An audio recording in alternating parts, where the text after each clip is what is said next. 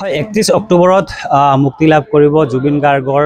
শেহতীয়া ছবি ৰৈ ৰৈ বিনালে আৰু জুবিন গাৰ্গৰ অবৰ্তমানত সমগ্ৰ ৰাজ্যতে ছবি গৃহসমূহত এই ৰৈ ৰৈ বিনালে প্ৰদৰ্শন কৰা হ'ব আৰু মই এই মুহূৰ্তত উপস্থিত আছোঁ জাগিৰোডত আৰু জাগিৰোডৰ গণেশ টকিজতো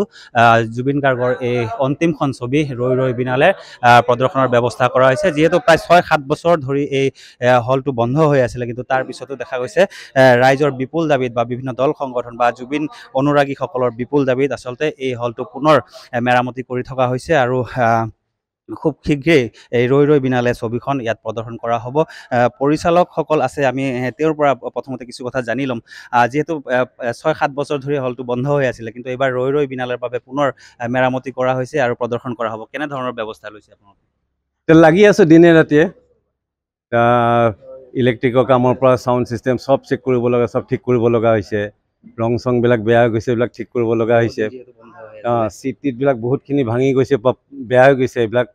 আকৌ নতুন আনি লগাইছোঁ কিছুমান ঠিক কৰিব পৰাখিনি ঠিক কৰিছোঁ দিনে ৰাতি কৰি আছোঁ মানে ৰাইজৰ ৰিকুৱেষ্টটো ৰাখিব লাগিব যেনেকৈ হওক নিজৰো এটা চেণ্টিমেণ্ট এটা আছে চবৰে চেণ্টিমেণ্ট আছে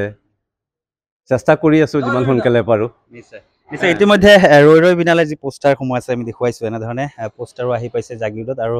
জাগিৰোড গণেশ টকিজত জুবিন গাৰ্গৰ এই অন্তিমখন ছবি আচলতে জুবিন গাৰ্গৰ অবৰ্তমানত প্ৰদৰ্শন কৰা হ'ব আৰু সমগ্ৰ ৰাজ্যৰ লগতে জাগিৰোডতো দেখা গৈছে সকলো ব্যস্ত হৈ পৰিছে এনেধৰণে জুবিন ফেন ক্লাবৰ সদস্য সকলো আছে আমি তেওঁলোকৰ পৰা কিছু কথা জানিম কেনেধৰণৰ প্ৰস্তুতি আৰম্ভ হৈছে জাগিৰোডত প্ৰস্তুতি আমিতো প্ৰায় ৩ বছৰমানৰ পৰা আমি আমাৰ স্বত্বাধিকাৰীৰ লগত আমাৰ সংযোগ চলি আছিলে আমি বহুত জোৰ জবৰদস্তি লাগি আছোঁ যে আমাৰ চিনেমা হলটো কেতিয়া লাগে কৈ আছিলোঁ এইটো দাদাই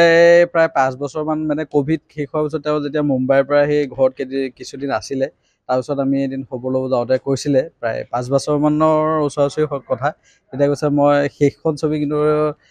শেষ এখন বহুত ডাঙৰ বিগ বাজেটৰ ছবি বনাম এখন ৰৈ ৰৈ বিনালে বুলি কৈছিলে তেতিয়া আমি কথাটো ইমান বুজি পোৱা নাছিলোঁ তাৰপিছত মানে কেইবাখনো ইয়াতে মিছন চাইনা চলিলে তাৰপিছত আমাৰ কাঞ্চনজংঘা চলিলে খুব ভাল এটা পৰিৱেশ পালে আৰু শেষত গৈ মানে দাদাই এই চিনেমা হলটোৰ কথা আমি মৰিগাঁও জিলাৰ মৰিগাঁও প্ৰতিষ্ঠা দিৱসত আমি মানে এই কথাটো দাদাক কৈছিলোঁ এইটো দাদাই সামাজিকভাৱে তেওঁ যেতিয়া মানে পাৰফৰ্মেঞ্চ কৰি আছিলে ষ্টেজত তেতিয়া এইটো ঘোষণা কৰি দিছিলে সেইটো চবেই জানে তাৰপিছত দাদাই মানে আমাৰ স্বত্বাধিকাৰী ঘৰত অহা কথাও আছিলে যে যিখিনি মানে সহায় সহযোগিতা লাগে যিখিনি ফাইনেন্স আহিব বা সেনেকুৱা যিখিনি অসুবিধা হৈ আছে সেইখিনি লৈ মানে আলোচনা কৰাৰ কথাও আছিলে কিন্তু তেওঁ বিশেষ সময় পোৱা নাছিলে কিন্তু মোক খবৰ লৈয়ে আছিলে আৰু তেনেতে আমি মানে এইটো আমাৰ দুৰ্ভাগ্যৰ কথা আমি জুবিন দাই মানে ইয়াত আহি নাপালে যদি জুবিন দা আহি পালেহেঁতেন খুব এটা ভাল পৰিৱেশৰ সৃষ্টি হ'লহেঁতেন তথাপিও জুবিন দাৰ মানে এইটো সপোনৰ একচুৱেলি হল হৈ গৈছিলে কাৰণ দাদাই এইটো নিজে চাব আহিম বুলি কৈ আছিলে আৰু দাদাই ইয়াতে ভাইমন্দা শ্বুটিঙো হৈ গৈছে অসমৰ সকলোৱে জানে এতিয়া আমি জাগিৰোডবাসী ৰাইজৰ সহযোগত এই হলটোত যাতে আমি নিজৰ জেগাত এই এটা বৃহত্তৰ অঞ্চলত এই ছবিখন যাতে প্ৰদৰ্শিত হ'ব পাৰে আমাৰ জাগিৰোডবাসীৰ লগতে আমিও পূৰা লাগিছোঁ আৰু আমাৰ মালিক কৰ্মী যিখিনি গোটেই মানে ৰং মাৰাজনলৈকে আমাক সঁহাৰি জনাইছে আৰু তেওঁলোকো উৎসুক হৈ আছে এই চিনেমাখন আমাৰ জাগিৰোডত চলাম বুলি আমি লাগিয়ে আছোঁ আমাৰ সংবাদ মাধ্যমৰ লোকসকলেও যথেষ্ট সহায় কৰি আছে তেওঁলোকেও পূৰা মানে আমাক প্ৰত্যেকটো খবৰ লৈ আছে গতিকে জাগিৰোডবাসী এনে মানে উৎসাহ দেখি খুবেই আনন্দিত হৈছোঁ যে কষ্টৰ ফলটো এতিয়া মিঠা হ'ব গৈ আছে গতিকে আমাৰ জাগিৰোডবাসী ৰাইজক অনুৰোধ জনাওঁ যাতে আপোনালোকে ডাইৰেক্ট আহি ইয়াতে চাব পাৰিব খালি অলপ মেৰামতি চলি আছে হয়তো আমি একজেক্ট দিনা এই প্ৰদৰ্শন নহ'লেও 2-3 দিন পিছত হ'ব লাগে নিশ্চয় কিছু পলমকৈ হ'লেও জাগিৰোডত প্ৰদৰ্শন কৰা হ'ব ৰৈ ৰৈ বিনালে এনেধৰণে জুবিন অনুৰাগীসকল আহিছে আৰু জুবিন অনুৰাগীসকলৰ হাতত আমি পোষ্টাৰ দেখা পাইছোঁ ৰৈ ৰৈ বিনালেৰ পোষ্টাৰ ইতিমধ্যে আহি পাইছে জুবিন অনুৰাগী আছে আৰু এগৰাকী আমি তেওঁৰ পৰা জানিম চিধাজি কেনেধৰণৰ এতিয়া মনোভাৱ আপোনাৰ হয় নমস্কাৰ পোনপ্ৰথমতে আপোনালোক অশেষ ধন্যবাদ মিডিয়া কৰ্মী আহি পেলাই যে ইয়াত ধৰি লওক আমাৰ প্ৰমোশ্যন কৰিছে জাগিৰোডৰ এই চিনেমা হলৰ আচলতে গণেশ বন্ধ হৈ আছিলে চিনেমা হল হয় 6 বছৰ মই মানে ক'বলৈ গ'লে এই চিনেমা হলৰ লগত মই সৰুৰ পৰাই মানে এটা আৱেগ জড়িত হৈ আছে পোনপ্ৰথমতে দেউতাই লৈ আহিছিলে মোক ধৰি লওক মেনে পিয়াৰ কেইখন চাবৰ কাৰণে তেতিয়াৰ পৰা ধৰি লওক মই এই চিনেমা হলখন মানে ক'বলৈ গ'লে যে জাগিৰোড বুলি ক'লে যে চিনেমা হল এখন আমাৰ আছে এইটো আমি গৌৰৱান্বিত হৈছিলোঁ এটা সময়ত কিন্তু বিশেষ বহুতো কাৰণত ধৰি লওক বন্ধ হ'বলগীয়া হ'ল বাৰু যি কি নহওক আৰু জুবিন দাও আমাৰ ধৰি লওক আৱেগ, আমাৰ অসমৰ আৱেগ, অসমীয়াৰ আৱেগ। গতিকে এই জুবিন দাৰ এই ৰৈ ৰৈ বিনালে ছবিখনৰ পৰা আকৌ যে আমাৰ এই পুনৰ জীৱিত হ'ব গৈ আছে আমাৰ গণেশ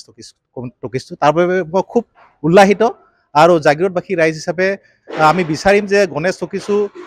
জীয়াই থাকক আৰু লগতে জুবিন দাটো সদায় আমাৰ মনত জীয়াই থাকিবই। গতিকে সেইখিনিয়ে ক'ব বিচাৰিছোঁ। নিশ্চয় আন এগৰাকী আছে, আমি তেওঁৰ পৰা কিছু কথা জানিম। আপুনি যথেষ্ট দিন ধৰি আমি গম পাইছোঁ যে এই হলখন পুনৰ জীৱিত কৰাৰ কাৰণে লাগি আছে আৰু অৱশেষত সফলো হৈছে। কি মনোভাৱ কেনেকুৱা? হয়, এইটো বহুত আনন্দৰ কথা যে জুবিনদাৰ সপোনৰ ছবি ৰৈ ৰৈ বিনালে আমাৰ জাগিৰোড অঞ্চলত চলিবলৈ ধৰিছে। ইয়াতে আমি গোটেই জাগিৰোডবাসী ৰাইজ ইয়াতে আমি বহুত উৎফুল্লিত হৈ আছোঁ যে ছবিখন কেতিয়া চলে আৰু কেতিয়া আমি চাব পাওঁ। নিশ্চয় জুবিন গাৰ্গৰ সপোনৰ ছবি আচলতে ৰৈ ৰৈ বিনালে আৰু অন্তিমখন ছবি সমগ্ৰ ৰাজ্যৰ লগতে জাগিৰোডতো আচলতে প্ৰদৰ্শন কৰা হ'ব। আৰু জাগিৰোডৰ এই গণেশ টকিজ যিহেতু 6-7 বছৰ ধৰি বন্ধ হৈ আছিলে আৰু অৱশেষত জুবিন অনুৰাগীৰ বিপুল দাবীত আচলতে হল পৰিচালকসকলে পুনৰ কাৰ্যক্ষম কৰিবলৈ সক্ষম হৈছে হলটো।